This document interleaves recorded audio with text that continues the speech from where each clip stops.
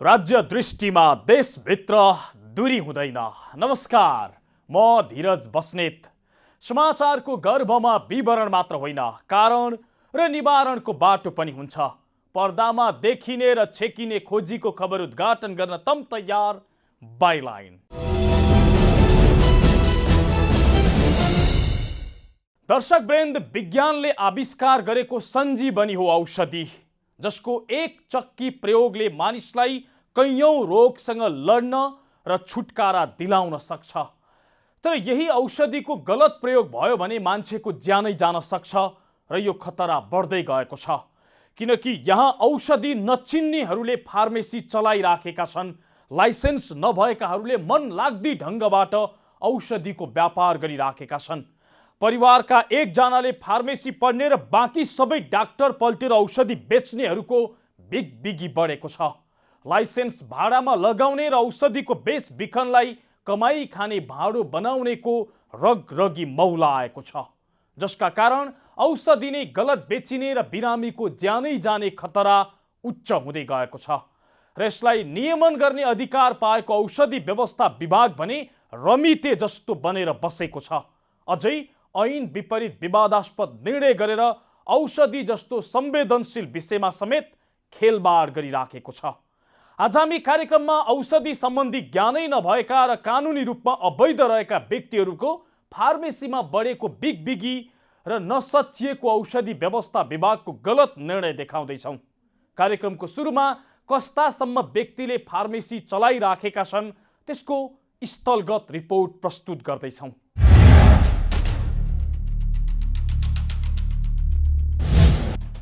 टाउको दुखेमा, पेट दुखेमा वा अन्य कुनै स्वास्थ्य समस्या भएमा तपाईँ नजिकैको औषधि पसल त पक्कै जानु भएकै होला। तपाईँले आफ्नो समस्या बताएपछि उनीहरूले जे औषधि दिन्छन् त्यो लिएर खुरुखुरु खानु भएकै होला। अझै आफ्ना आफन्त अस्पतालमा उपचाररत हुँदा वा उपचारपछि घर ल्याउँदा तपाईँले यस्ता फार्मेसीबाट कैयौं पटक औषधि पनि किन्नु भएको होला। तर याद राख्नुहोस्, यस्ता औषधि पसलले तपाईँको ज्यान पनि लिन सक्छन्। तपाईँको बिरामीलाई थप गम्भीर अवस्थामा पुर्याउन सक्छन्। किनकि नेपालमा औषधि पसल यस्ता व्यक्तिहरूले चलाइराखेका छन् जसले औषधि नै चिन्दैनन्। अरूले फार्मेसी पास गरिदिन्छन् अनि ती पासवालासँग लाइसेन्स किनेर औषधि पसल चलाइराखेका छन्।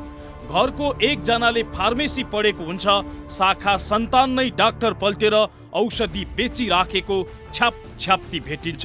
+2 मा डी ग्रेड ल्याएकाहरू अवैध ढङ्गबाट औषधि बेच्ने धन्दामा सक्रिय भएको प्रशस्तै देख्न पाइन्छ। यसो भन्दा तपाईँलाई पत्यार लागेन? हेर्नुहोस् यी केही उदाहरणहरू। दृश्य नम्बर 1, स्थान थापाथली, पसलको नाम शशाङ्क फार्मेसी, पसलमा भेटिएका व्यक्ति सोभित दवाडी, नाम दर्ता प्रमाणपत्र व्यक्ति अर्पणा घिमिरे। यो बोर्डमा हेर्नुहोस् त, यहाँ लेखिएको छ औषधि विज्ञद्वारा सञ्चालित, तर बोर्डमा लेखिएको जस्तो उक्त औषधि पसलमा औषधि विज्ञ भेटिएन। औषधि विज्ञ त भित्तामा झुन्डिएको लाइसेन्समा मात्रै देखियो। आफ्नो श्रीमतीको नाममा चलाएको औषधि पसलबाट एचएस शोभित दवाडीले धमाधम औषधि बेचिरहेका थिए। हामीले तोकिएको व्यवसायी अर्पणा घिमिरे बारे सोद्धा खाना खान गएको र फर्किन 1 घण्टा लाग्ने शोभितले बताए। यति मात्रै होइन, उनले प्राय जसो समयमा श्रीमतीले नै पसल चलाउने र आफू कहिलेकाहीँ मात्रै बस्ने गरेको भन्न भ्याए। कति टाइम लाग्छ मलाई खाना खान? बसेको टाइम होला। त्यो चाहिँ होइन नि, प्रायः त अलमोस्ट त्यो हुन्छ। मैले चाहिँ खाना उहाँले नै चलाउनुहुन्छ? हजुर। उहाँलाई हामीले कति समयपछि यहाँ देख्न सक्छौँ त? 1 घण्टा, आधा घण्टा, 45 मिनट, 1 घण्टा। अधिकांश औषधि पसलले दिने जवाफ यही प्रकृतिको हुन्छ।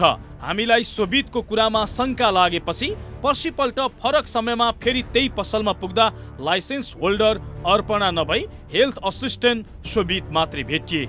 यो हेर्नुहोस्।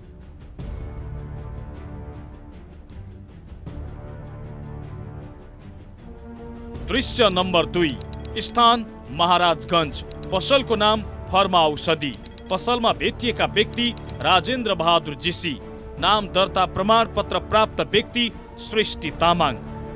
यो औषधि पसलमा 24 आवर्स फार्मेसी प्राली नामक कम्पनीमा जारी स्थायी लेखा नम्बर प्यान दर्ता प्रमाणपत्र मात्रै झुन्ड्याइएको थियो। तर औषधि व्यवस्था विभागले दिएको फार्मेसी नाम दर्ताको प्रमाणपत्र भने देखिएन। पसलमा एक्लै औषधि बेचिरहेका 23 वर्षीय राजेन्द्र बहादुर जीसीले सङ्खुवा सभाकी फार्मासिस्ट सृष्टि तामाङको नाममा रहेको नाम दर्ताको प्रमाणपत्र दराजभित्रबाट झिकेर देखाए। सुरुमा आफ्नो शैक्षिक योग्यताको प्रमाणपत्र देखाउन नमानेका राजेन्द्र बहादुर जीसीले फार्मेसीमा डिप्लोमा पढ्दै गरेका रहेछन्। तर नेपाल फार्मेसी परिषदबाट औषधि बिक्री वितरणका लागि योग्य ठहर भइसकेका छैनन् उनी। जीसी नेपाल फार्मेसी परिषदको प्रमाणपत्र लिनका लागि फार्मेसी सहायकको परीक्षा दिएर बसेका छन्।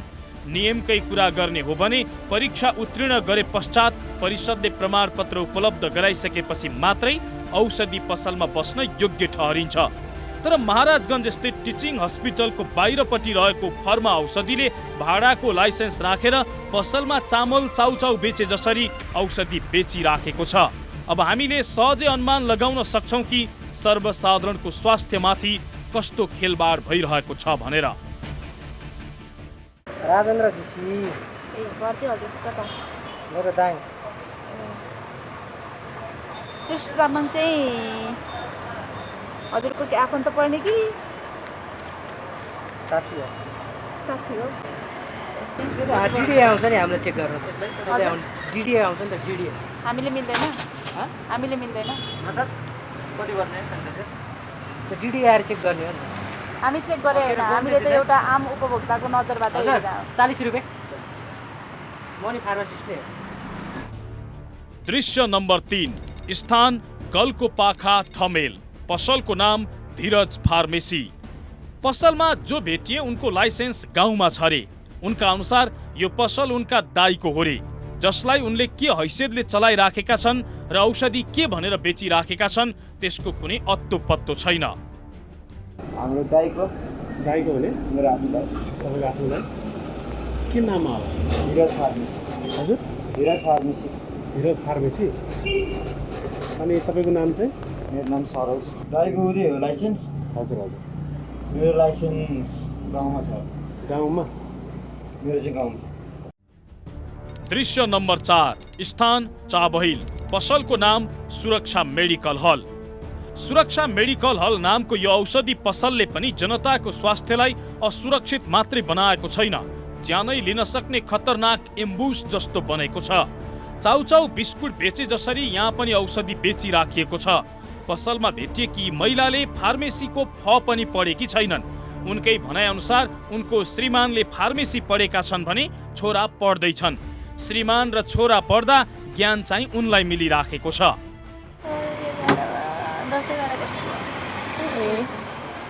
ऊ बेलादेखि नै हजुरै चलाइराख्नु भएको छ? होइन, म त कमै बस्छु, मेरो हस्बेन्ड बस्नुहुन्छ। अनि त्यहाँबाट अहिले हिजो आज चाहिँ मेरो छोरा पनि फार्मेसी नै पढेको छ। झट्ट हेर्दा पान पसल जस्तो देखिने अव्यवस्थित यो औषधि पसलमा न धनी थिए न त व्यवसायी नै। औषधि व्यवस्था विभागले दिने नाम दर्ताको प्रमाणपत्र पनि थिएन। औषधि पसलमा भेटिएकी महिला राम्रोसँग औषधि पनि चिन्दिनन्। त्यही हो, अब सामान्य सजिलो अप्ठ्यारो त भइहाल्छ नि। अनि औषधिहरू कहिलेकाहीँ अब पत्ता लगाउनु पनि गाह्रो हुन्छ होला नि त हजुरलाई त? हुँदैन, प्रायः यसो कहिले कहिले त हुन्छ। त्यो अब जस्तै उसलाई नै हुन्छ, त्यो सामान्य पत्ता लगाउन आउँछ। दृश्य नम्बर 5 स्थान थापाथली। पसलको नाम नारायणी फर्मा।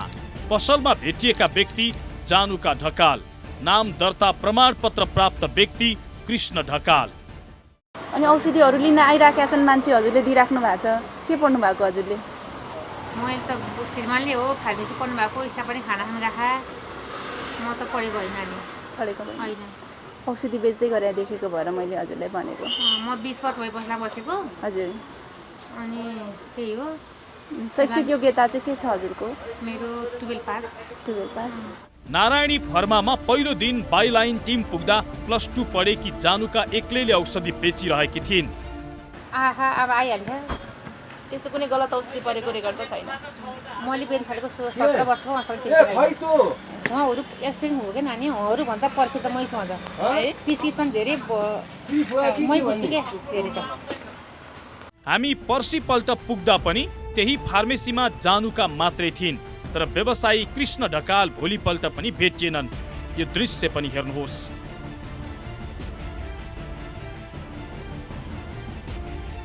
दृश्य नम्बर 6, स्थान महाराजगञ्ज।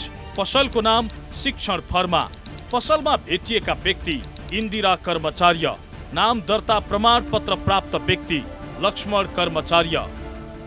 हस्बेन्डको हेर्न मिल्छ म्याम प्रमाणपत्र? जनता उसबाट किन हेर्नु पर्यो?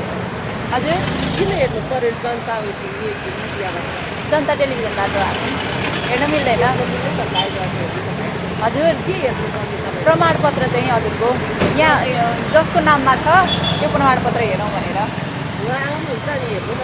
यी त केही प्रतिनिधि उदाहरण मात्रै हुन्। अरूको लाइसेन्स किनेर वा परिवारको एकजनाले फार्मेसी पढेर बाँकी सबैले औषधि बेच्ने धन्दा मौलाउँदै गएको छ राजधानीमा। अझै राजधानी बाहिरको अवस्था के होला? औषधि नचिन्नेले यसरी फार्मेसी चलाउन थालेपछि तपाईँ हामी कति खतरामा छौँ होला? आफै महसुस गर्नुहोस्। गल्ली गल्लीमा यसरी अवैध व्यक्तिबाट औषधि पसल चल्दा समेत औषधि व्यवस्था विभाग रमिते बनेर बसेको छ। औषधि जस्तो संवेदनशील कुराको बिक्री वितरणमा अनाधिकृत व्यक्तिको हाली मुहाली चलिरहँदा औषधि नभई विष बन्न सक्ने खतरा स्थलगत रिपोर्टिङको दृष्टान्तले पुष्टि गरेको छ। यो हदको लापरवाही र यसको नियन्त्रणको जिम्मा औषधि व्यवस्था विभाग र अन्य सम्बन्धित निकायले लिएर यो गम्भीर समस्याको तत्काल सम्बोधन नगरे यसबाट पर्ने र मानव स्वास्थ्यमा पर्ने क्षति र यसले निम्तिन सक्ने खतरा र यसको नतिजा भयावह हुने देखिएको छ। हो, चकलेट बिस्कुट बेचे जसरी औषधि बेच्नेहरूको बिगबिगी बढेको छ। देशकै राजधानीमा यो हालत छ भने दूर दराजमा कस्तो अवस्था होला? यसका विषयमा स्वयं राज्य अनभिज्ञ छ। औषधि व्यवस्था विभाग रमिता हेरेर बसेको छ। विभागको भूमिकाका विषयमा थप प्रसङ्ग जोड्नेछौँ, तर एकैछिनको विश्रामपछि।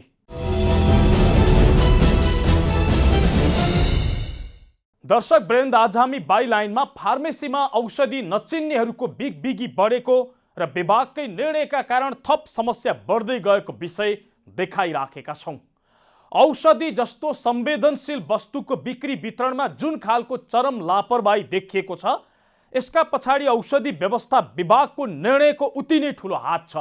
विभागले ऐन विपरीत निर्णय गरेर औषधि बेच बिखनलाई खुकुलो बनाइदिएकै कारण, नियमित अनुगमन नगरेकै कारण समस्या बढ्दै गएको फार्मेसी परिषद र सङ्घको दाबी छ।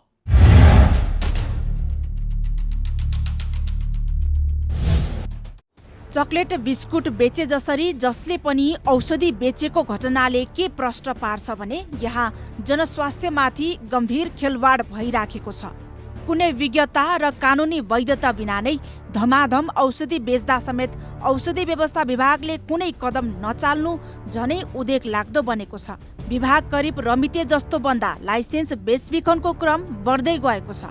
भाडामा लाइसेन्स लिएर जथाभावी औषधि बेच्नेहरू छ्यापछ्याप्ती भेटिन थालेका छन्, जसकारण वास्तविक औषधि पसलेहरू त मारमा परेका छन् नै, बिरामीको ज्यान समेत खतरामा परेको छ।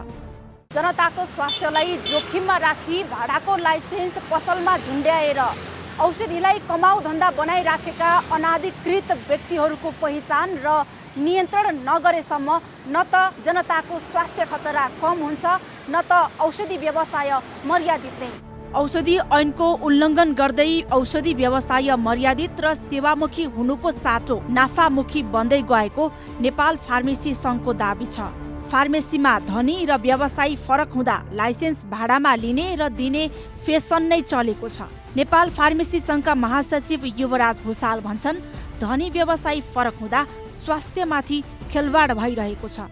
त्यही औषधि ऐनलाई कार्यान्वयन गरौँ न त, त्यसको दफा दफामा बसेर कुरा गरौँ। बरु त्यसमा विमति छ, चित्त नबुझाइ छ भने त्यहाँ बसेर सल्लाह गरौँ। होइन भने त्यसलाई चाहिँ अपव्याख्या गरेर गलत तरिकाले लुप होलबाट छिरेर व्यापार गर्ने हिसाबले चाहिँ अगाडि बढाउनु भएन। हिजोको दिनमा औषधिमा त्यस्तो व्यापार भन्ने खालको चाहिँ अवस्था थिएन। अहिले चाहिँ औषधिको क्षेत्र धेरै कमर्सियलाइज भएको छ, धेरै व्यापारीकरण हुन खोजिरहेको छ, जसको कारणले गर्दाखेरि यसलाई चाहिँ व्यापार सम्झेर आउने मान्छेहरूको सङ्ख्या बढी भएको छ। यसले चाहिँ सेफ्टीलाई कम गरेर रिस्कलाई बढाइरहेछ। हामी जनस्वास्थ्यलाई रिस्कमा ढकेल्न दिन सक्दैनौँ। लाइसेन्स भाडामा लिएर पसलमा झुन्ड्याउने र +2 वा उच्च सरह पढेको व्यक्तिहरूको भरमा औषधि व्यवसाय सञ्चालन भइरहँदा विकृति उत्कर्षमा पुगेको छ। औषधि ऐन 2035 र औषधि व्यवस्था विभागको निर्णय एक आपसमा बाँझिदा यो विवाद झनै चुलिएको हो। विभागको निर्णयसँगै फार्मासिस्ट, फार्मेसी सहायक र व्यवसायी एउटै हुने वा फरक हुने भन्ने विषय विवादमा परेको हो। यो विवादमा एकाथरी औषधि पसलेको धनी र औषधि बिक्री वितरण गर्ने फार्मासिस्ट, फार्मेसी सहायक र व्यवसायी फरक फरक हुनुपर्ने आवाज उठाइराखेका छन्। नेपाल औषधि व्यवसायी महासंघले फागुन 28 गते एक विज्ञप्ति जारी गर्दै पुँजी लगानी गरी कुनै पनि नागरिकले दक्ष जनशक्ति राखी व्यवसाय सञ्चालन गर्न पाउनुपर्ने जनाएको थियो। तर फार्मेसीमा दक्ष जनशक्ति राख्ने भन्दा औषधि नै नचिन्ने व्यक्तिको हालिमुहाली बढ्दा फार्मेसीमा विकृति र जनस्वास्थ्यमा जोखिम बढेको महासचिव भुसाल बताउँछन्। केही अर्को कुनै एउटा तबकालाई के लागिरहेछ भने औषधि भनेको बेचबिखन गर्ने वस्तु हो। यो माल हो, माल सामान वस्तु हो। जसरी हामी बिस्कुट चाउचाउ किन्छौँ बेच्छौँ त्यसरी नै किन्न बेच्ने पाउने अधिकार हाम्रो पनि हो। हामीले त्यसरी गर्नुपर्छ। दर्ता गर्नको लागि कुनै एउटा सर्टिफिकेट भयो भने हामी दर्ता गर्छौँ र हामी यसलाई चाहिँ बेचबिखन गर्न पाउने हाम्रो अधिकार हो भन्ने हिसाबले उहाँहरूले त्यसलाई चाहिँ भनिरहनु भएको छ। Every medicine may be the poison है। त्यो कारणले गर्दा त्यो पोइजनलाई हामीले सही तरिकाले म्यानेज गरेर रिस्क मिनिमाइज गरेर सही तरिकाले प्रयोग गर्न सक्यो भने मात्रै त्यो औषधिले आफ्नो औषधीय गुण देखाउँछ। औषधि व्यवसायमा बढेको विकृति नियन्त्रण गर्न र व्यवसायलाई सेवामुखी बनाउन नेपाल फार्मेसी परिषदले आचार संहिता जारी गरेको थियो, जसमा सामुदायिक फार्मेसी तथा अस्पताल फार्मेसीमा कार्यरत फार्मासिस्ट र फार्मेसी सहायकले औषधि पसलमा बस्दा नाम, पद र परिषद दर्ता नम्बर अङ्कित एप्रोन लगाउनु पर्ने अनिवार्य व्यवस्था लागू गरेको थियो। यही आचार संहिता पालना गर्न र गराउनको लागि अपिल गर्न नेपाल फार्मेसी परिषदका रजिस्ट्रार सञ्जीव पाण्डेय विभिन्न स्थानका फार्मेसी पुगेका थिए, तर उनले सम्बन्धित व्यवसायी नभेटिएको र यसले विकृति बढाएको बताए। जारी गरेका आचार संहिताहरू लागू होस् भनेर अपिलको रूपमा हामी जाने गरेका छौँ। मूलत निरीक्षणको काम औषधि व्यवस्था विभागको हो होइन, त्यसले गरि नै राखेको छ। तर पछिल्लो क्रममा के देखिएको छ भन्दाखेरि नाम दर्ता प्रमाणपत्र एउटा व्यक्तिको हुने र त्यहाँ औषधि बिक्री वितरणमा फार्मासिस्ट, फार्मेसी सहायक वा आधिकारिक व्यक्ति हुँदासम्म त ठिकै हो, कानुन बमोजिम। अनाधिकृत व्यक्तिहरू, कानुनले जसलाई त्यो अधिकार दिएको छैन ती व्यक्तिहरूको हालिमुहाली हुने अवस्था पर्याप्त मात्रामा देख्न सकिन्छ। फार्मेसी सञ्चालनका लागि भाडामा लाइसेन्स लिएर वा नन फार्मासिस्टहरूले जथाभावी फार्मेसी सञ्चालनमा ल्याउन विभागले नै छुट दिएको भन्दै नेपाल फार्मेसी परिषदले निर्णय सच्याउन औषधि व्यवस्था विभागलाई पत्र नै लेखेको थियो। तर उक्त पत्रको अझै सम्बोधन भएको छैन। औषधि ऐन उल्लङ्घन गर्ने र नेपाल फार्मेसी परिषदको आचार संहिता पालना गर्न अटेर गर्ने फार्मेसीलाई निलम्बन गर्ने, स्पष्टीकरण सोध्ने र नाम दर्ता प्रमाणपत्र नवीकरण रोक्ने सम्मको अधिकार परिषदसँग छ। परिषदको तर्फबाट हामीले उहाँलाई निलम्बन गर्न सक्छौँ। निलम्बन गरेपछि उहाँहरूसँग स्पष्टीकरण लिन्छौँ, उहाँहरूका गतिविधिलाई छानबिन गर्छौँ जाँचबुझ समितिका मार्फत। जाँचबुझ समितिको प्रतिवेदन अनुसार हामीले उहाँहरूलाई नाम दर्ता किताबबाट पनि उहाँहरूको नाम दर्ता हटाउन सक्छौँ। औषधि जस्तो संवेदनशील कुराको सही तरिकाले प्रयोग नगर्दा वा नगराउँदा विष बन्न सक्छ, जसले बिरामीको शारीरिक तथा मानसिक स्वास्थ्यमा क्षति त पुर्याउँछ नै, गलत औषधिको प्रयोगले बिरामीको ज्यानैसम्म जान सक्छ।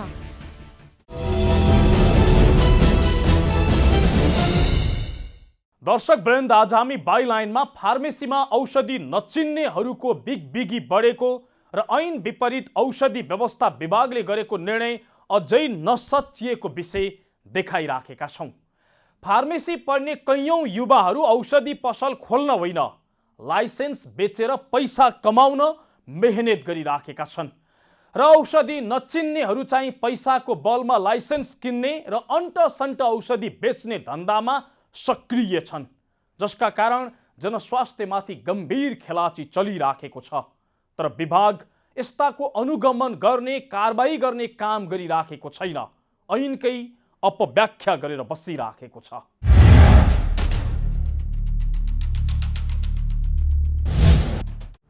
औषधि ऐन 2035 को दफा 10 मा भनिएको छ, औषधि बिक्री वितरण गर्ने व्यक्तिले आफ्नो नाम र पसल वा फर्म विभागमा तोकिएको दस्तुर तिरी प्रमाणपत्र लिनुपर्नेछ। त्यसै गरी सोही ऐनको दफा 17 को उपदफा 2 ले चिकित्सकको प्रेस्क्रिप्सन बिना औषधि बेच्न नपाइने र औषधि चिकित्सकको प्रेस्क्रिप्सन बमोजिम वा फार्मेसी सहायक वा व्यवसायी आफैले बिक्री वितरण गर्नुपर्ने र अन्य व्यक्तिले बिक्री वितरण गर्दा फार्मासिस्टको उपस्थिति अनिवार्य हुनुपर्ने उल्लेख गरेको छ। ऐनमा यस्तो स्पष्ट प्रावधान हुँदाहुँदै पनि औषधि व्यवस्था विभागले फार्मेसी सञ्चालन गर्न धनी र व्यवसायी छुट्टा छुट्टै हुन पाउने निर्णय 2071 साल कार्तिक 17 गते गरेको थियो। विभागले उक्त निर्णयकै कारण फार्मासिस्टहरूको लाइसेन्स भाडामा लगाउने र नन फार्मासिस्ट व्यक्तिहरूले औषधिलाई कमाई खाने भाँडो बनाएर धन्दा चलाउन बल पुगेको भन्दै उक्त निर्णय सच्याउन नेपाल फार्मेसी परिषदले विभागलाई पत्र लेखेको पनि महिना दिन बितिसक्यो। विभागले उक्त निर्णय लिएको 6 वर्षसम्म फार्मेसी धनी र व्यवसायी बारे विवाद नसुल्झिएपछि परिषदले फागुन 7 गते विभागलाई पत्र लेखेको थियो। तर यो पत्रका विषयमा विभागले अझैसम्म ठोस जवाफ दिएको छैन। विभागका प्रवक्ता सन्तोष कुमार केसी छलफल भइराखेको रेडिमेड जवाफ दिन्छन्। जुन 71 सालको जुन निर्णय भयो त्यो निर्णयको पनि मेन मकसद भनेको धनी अर्कै भयो भने व्यवसाय हुन्छ भन्ने चाहिँ भयो, तर पनि व्यावहारिक रूपमा चाहिँ त्यो किसिमको देखिएन। त्यही हिसाबले पक्कै पनि पछाडि समयमा चाहिँ ऐन संशोधनका कुराहरू पनि आउँछन् र सँगसँगै अब यो विषयमा सबैको सरोकारवालाको चाहिँ सँग छलफल गरेर पक्कै पनि यसको चाहिँ उपयुक्त निकास चाहिँ आउँछ। औषधि व्यवस्था विभागको तथ्याङ्क अनुसार नेपालमा 25,833 फार्मेसी सञ्चालनमा छन्, जसमध्ये व्यवसायको नाममा 15,751, फार्मेसी सहायकको नाममा 8,116 र फार्मासिस्टको नाममा 1,966 फार्मेसी दर्ता छन्। विभागका अनुसार गत आर्थिक वर्षमा उसले देशभरका 1,981 फार्मेसीमा अनुगमन गरेको थियो, जसमध्ये 321 फार्मेसीमा फार्मासिस्ट अनुपस्थित भएको विभागको कैफियतमा छ भने 53 फार्मेसी दर्ता नभई चलाइराखेको र 196 फार्मेसीले दर्ता नभएको औषधि बेचिरहेको भेटिएको थियो। फिजिसियन स्याम्पल सञ्चय गरेको 25, म्याद नागेको औषधि बेच्ने 33, सरकारले निशुल्क दिने औषधि बेच्ने 11 फार्मेसीलाई स्पष्टीकरण सोधी कारबाही गरेको विभागले जनाएको छ। त्यसै गरी गत आर्थिक वर्षमा 3 फार्मेसीलाई मुद्दा दायर गरेको र 78 फार्मेसीलाई कसुरको प्रकृति हेरेर 7 दिनदेखि 6 महिनासम्म निलम्बन गरेको थियो। त्यसो त देशभर 25,833 फार्मेसीले नाम दर्ताको प्रमाणपत्र लिएर फार्मेसी चलाइरहेका छन्। यस्ता कैफियत विभागको अनुगमनमा देखिएको विभागले जनाएको छ भने नेपाल फार्मेसी काउन्सिलमा पनि प्रशस्तै उजुरी परेको परिषदले जनाएको छ। विभागले सबैमा निरीक्षण गर्नका लागि जनशक्तिको अभाव भएको बताउँछ। अहिले सतहमा आएको विवादबारे भने प्रवक्ता केसीको प्रतिक्रिया यस्तो रहेको छ। धनी र व्यवसायीको बीचमा चाहिँ जुन अब भएका जुन हामी पनि त्यसमा चाहिँ जुन किसिमको चाहिँ अहिले चाहिँ गुनासोहरू आइरहेको छ त्यो गुनासोमा हामी पनि पक्कै पनि बेखबर छैनौँ, हामी खबरै छौँ र भएका विभिन्न गुनासाहरू यहाँ आउँछन् भन्ने कुरा पनि मैले तपाईँलाई चाहिँ राखेँ। त्यही भएर औषधि व्यवस्था विभागमा यसमा चाहिँ धेरै संवेदनशील र ध्यानाकर्षण पनि भएको छ, किनभने औषधि ऐनको विपरीत हुने किसिमको कुराहरूलाई प्रश्रय दिने गरी कसैले पनि त्यो किसिमको चाहिँ कारबाही अगाडि बढाउँछु भन्ने किसिमको एस्युरेन्स त हुँदैन। त्यो हामीले दिने त्यस्तो छुट दिने त औषधि व्यवस्था विभागले गर्दैन, त्यो हाम्रो काम कहिले पनि हामी त्यस्तो काम गर्दैनौँ। विभागले केही वर्ष यता फार्मेसीमा नियमित अनुगमन गरे पनि 1000 फार्मेसी मध्ये 100 भन्दा बढी फार्मेसी नियम विपरीत सञ्चालन भइरहेको तथ्याङ्क छ। विभागको अनुगमन सहर केन्द्रित हुँदा ग्रामीण क्षेत्रमा फार्मेसीको अवस्था आकलन गर्न नसकिने परिस्थिति बनेको छ। सहर र राजधानीमै औषधि यो हदसम्म लापरवाही छ भने गाउँमा के होला? नागरिकको जीवन अवैध फार्मेसी सञ्चालककै कारण कति जोखिममा परेको होला? यसका विषयमा राज्य बेखबर नै छ। हो, राजधानीमै यो हाल छ भने ग्रामीण क्षेत्रमा कस्तो बेहाल होला? औषधिका नाममा विष बेच्नेहरूको बिगबिगी कति होला? औषधिकै कारण कतिको ज्यान थप खतरामा पर्यो होला? यसको कुनै अनुमानसम्म छैन राज्यसँग। अधिकार प्राप्त औषधि व्यवस्था विभाग आफै अनेकन निर्णय गरेर औषधि माथि नै खेलबाड गरिराखेको छ। जे भए पनि रमिते बनेर बसिराखेको छ। यस्तो संवेदनशील विषयमा खेलाची गर्ने काम बन्द गरोस् विभागले, बेलैमा नजर लगाओस् राज्यले। हौस् त, आजलाई फार्मेसीमा औषधि नचिन्नेहरूको बिगबिगी बढेको र औषधि व्यवस्था विभाग रमिते बनेको प्रसङ्ग यति नै। मुलुकको माटो जहाँ छोए पनि राष्ट्र एकैचोटि जागरुक हुन्छ। यो दूरीविहीन आचरण नै समाचारको मूलधार बाइलाइन अर्थात् जिम्मेवार पत्रकारिता। नमस्कार।